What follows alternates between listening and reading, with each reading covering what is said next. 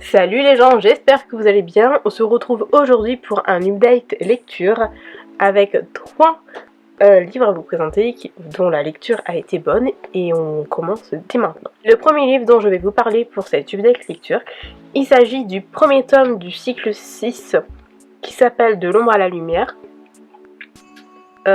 Du coup le tome 1, La quête de l'apprenti, donc c'est la guerre des clans, de Erin Hauser aux éditions Pocket Jeunesse. Et là, on retrouve les personnages principaux de la saga principale de la guerre des clans. On n'est plus avec les anciens chats, on est au présent. J'ai été super heureuse de retrouver du coup mes favoris, à savoir Étoile de Ronce et Œil de Guet. J'ai été très contente de voir que Étoile de Ronce est très bien approprié son rôle de leader. Il prend ça à cœur, il le fait bien, pas autant qu'Étoile de Feu, mais il le fait bien. Ensuite, j'ai été très contente de revoir Étoile de Guet, Œil de Guet, pardon. J'avais oublié à quel point ce chat est râleur et froid, il est totalement imbuvable. Personnellement, il me fait mourir de rire, que ce soit volontaire ou pas. Même si parfois j'ai envie de foutre des claques à Œil de Guet, parce qu'il parle tellement mal, mais à tout le monde, même à des petits novices, à des petits chatons, et j'ai envie de le claquer. Mais c'est Étoile de Guet, c'est Œil de Guet. Il est comme ça, et c'est l'une des raisons qui fait que j'aime énormément ce chat.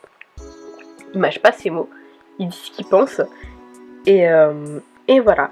Dans ce tome, nous avons fait la rencontre d'un chat qui porte le doux nom de Nuage d'Aulne, qui est le fils de Étoile de Ronce. Il devient apprenti guérisseur aux côtés d'Œil de Guet, paix à son âme. Et c'est lui que nous allons suivre durant ce cycle 6, j'ai l'impression.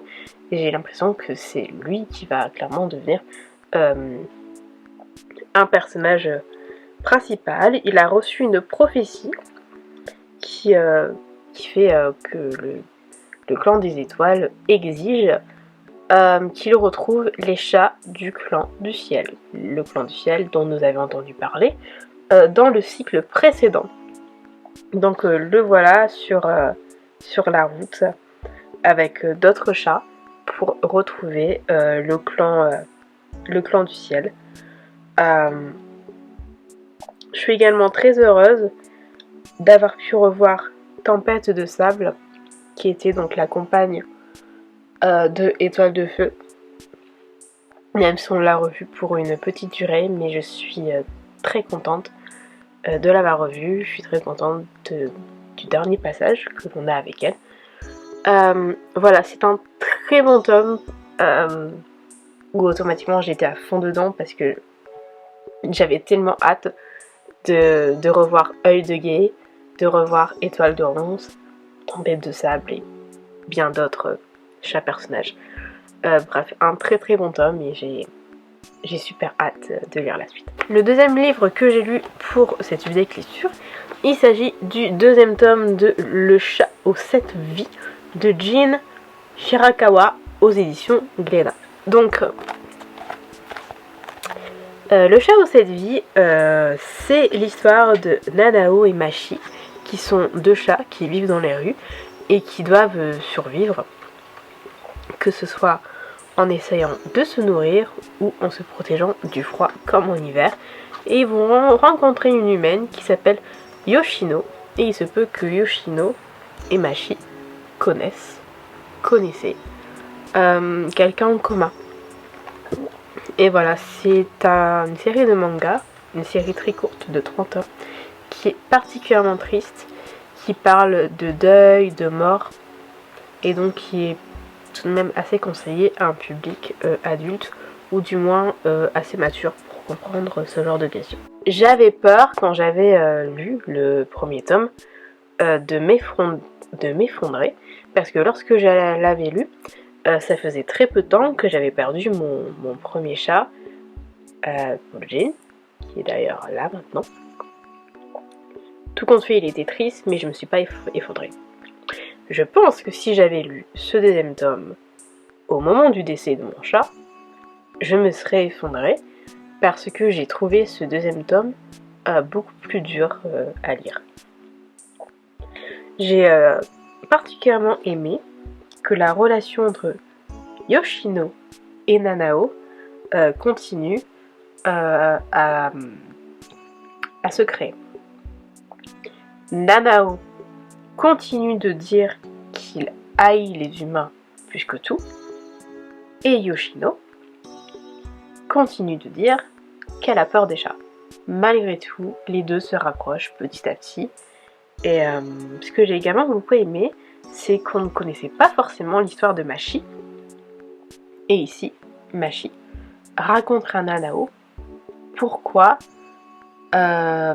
également il n'aime pas les humains. Et du coup, on connaît son histoire. Ça a commencé dès qu'il était chaton. Et c'est une histoire qui m'a énormément touchée au point de presque me faire pleurer.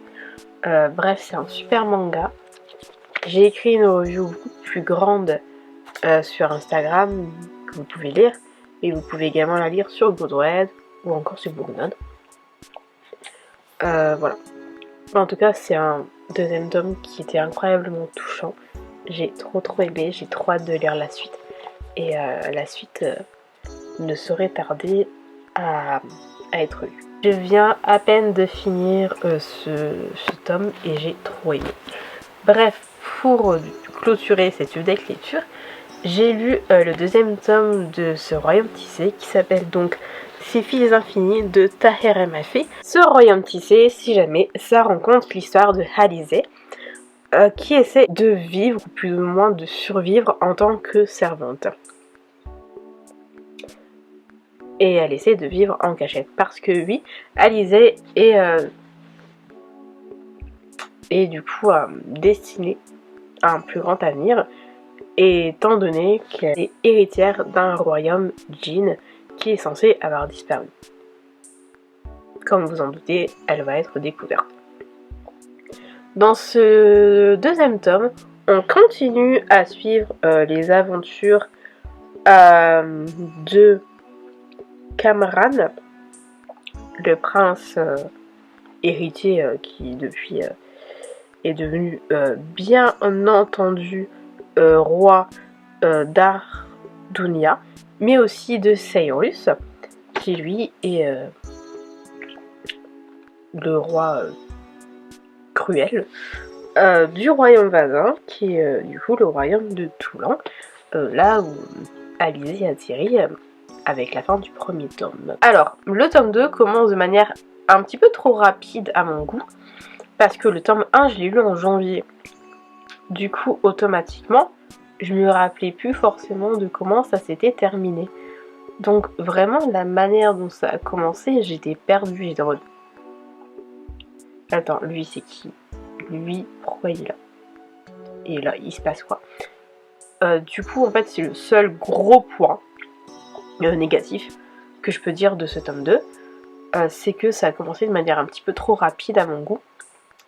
Parce que j'étais perdue. Et commencer par autant d'actions, j'avoue que je m'y attendais pas également.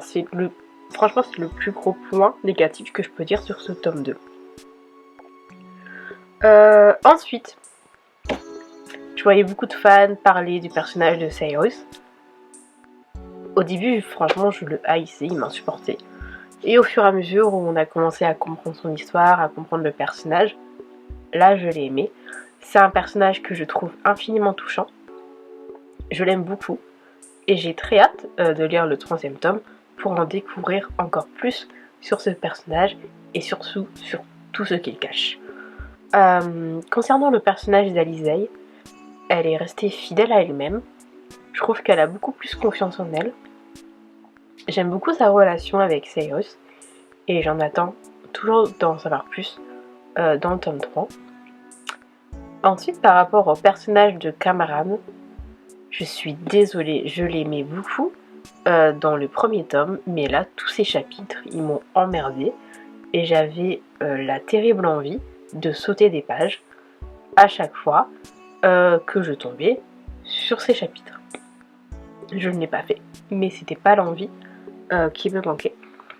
Sinon, on a une écriture qui est toujours très fluide. Le roman se lit super bien, c'est agréable. L'autrice, c'est vraiment ce qu'elle fait. Et voilà, et j'ai très hâte. Je l'ai lu très lentement parce que malheureusement, je suis malade. Je suis tombée malade en plein milieu du bouquin. Donc voilà. Et si jamais ça, je pensais que c'était de l'arabe, mais pas du tout, c'est du fairly. Et j'ai plus ou moins appris que l'autrice était irano-américaine et que du coup, bah voilà. Ça coule de source du coup. Cette UDEC lecture est maintenant terminée. Désolée, je suis encore malade, ça ira mieux la prochaine fois, je l'espère. J'espère qu'il vous aura tout de même plu. N'hésitez pas à vous abonner à la chaîne si ce n'est pas encore fait, à liker la vidéo, la commenter, la partager, me suivre sur les réseaux sociaux si ce n'est pas encore fait. Tout est en barre d'infos et on se retrouve très bientôt. Ciao.